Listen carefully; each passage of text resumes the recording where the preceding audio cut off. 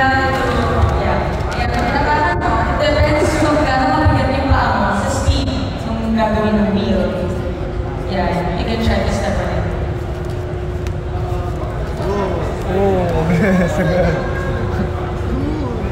Alright, sige. Ako na lang muna mag-settle para madali sa'yo kung iha na lang. Magpunta na kagad sa bowl.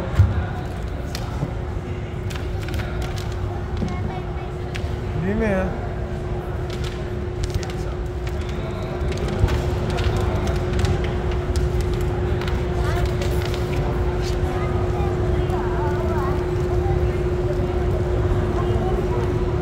Lime.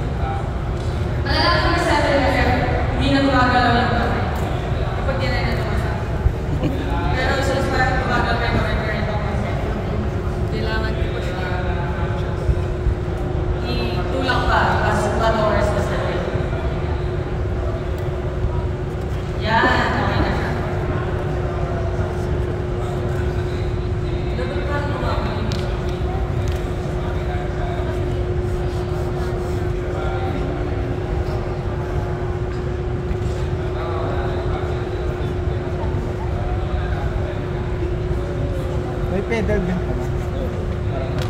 Parang sa tattoo. So it's your time to shine na.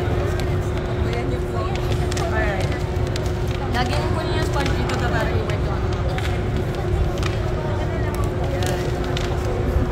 So first things first is yan. First thing is